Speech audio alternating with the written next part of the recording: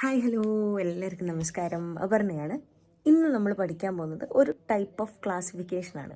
അതായത് നമ്മുടെ കോസ്റ്റിനെ പല രീതിക്ക് ക്ലാസിഫൈ ചെയ്യാം.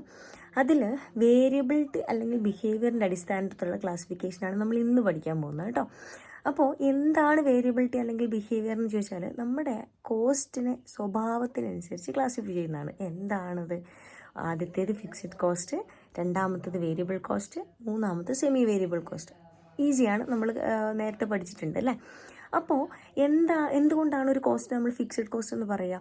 നമ്മൾ എത്ര നമ്പർ ഓഫ് യൂണിറ്റ് പ്രൊഡ്യൂസ് ചെയ്താലും, ഫോർ എക്സാമ്പിൾ ഞാൻ 1 യൂണിറ്റ് പ്രൊഡ്യൂസ് ചെയ്താലും 10 യൂണിറ്റ് പ്രൊഡ്യൂസ് ചെയ്താലും 100 യൂണിറ്റ് പ്രൊഡ്യൂസ് ചെയ്താലും ചില ടൈപ്പ് ഓഫ് കോസ്റ്റുകൾ എനിക്ക് സെയിം കോസ്റ്റ് ആയിരിക്കും, അഥവാ ഫിക്സഡ് ആയിരിക്കും. എന്ന് വെച്ചാൽ നമ്മുടെ റെൻ്റ് ഒരു എക്സാമ്പിളായിട്ട് പറയാം. ഞാൻ 1 യൂണിറ്റാണ് പ്രൊഡ്യൂസ് ചെയ്തതെങ്കിലും ഇനിയിപ്പോൾ എൻ്റെ പ്രൊഡക്ഷൻ യൂണിറ്റിൽ ഒന്നും പ്രൊഡ്യൂസ് ചെയ്തില്ലെങ്കിലും എനിക്ക് റെൻ്റ് അടയ്ക്കണം അല്ലേ. അപ്പോൾ ആ റെൻ്റ് എന്ന് പറയുന്നത് നമ്പർ ഓഫ് യൂണിറ്റിനനുസരിച്ച് ചേഞ്ച് ചെയ്യുന്നില്ല, അത് ഫിക്സഡ് ആയിരിക്കും. ഇനി എന്താണ് വേരിയബിൾ കോസ്റ്റ്? നമ്മുടെ നമ്പർ ഓഫ് യൂണിറ്റിന് കൂടുന്തോറും എന്ത് കൂടും? വേരിയബിൾ കോസ്റ്റ് കൂടും. എക്സാമ്പിൾ പറഞ്ഞാൽ റോ മെറ്റീരിയൽ. നമ്മുടെ raw material cost 1 unit produce ചെയ്യുമ്പോൾ എനിക്കാവുന്ന റോ മെറ്റീരിയലിൻ്റെ കോസ്റ്റ് അല്ല ഞാൻ 100 യൂണിറ്റ് പ്രൊഡ്യൂസ് ചെയ്യുമ്പോൾ അല്ലേ. അതിങ്ങനെ നമ്പർ ഓഫ് യൂണിറ്റ് കൂടുന്നതിനനുസരിച്ച് കൂടിക്കൊണ്ടിരിക്കും. സെമി വേരിയബിൾ കോസ്റ്റ് എന്ന് പറഞ്ഞാൽ എന്താ?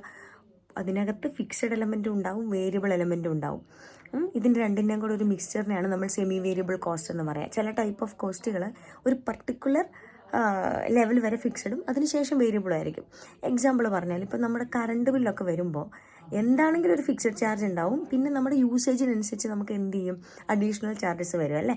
അതൊരു ടൈപ്പ് ഓഫ് സെമി വേരിയബിൾ കോസ്റ്റിൻ്റെ എക്സാമ്പിളാണ് കേട്ടോ. അപ്പോൾ ചെറുതാണെങ്കിലും പവർഫുൾ ആയിട്ടുള്ള 3 കാര്യങ്ങളാണ്.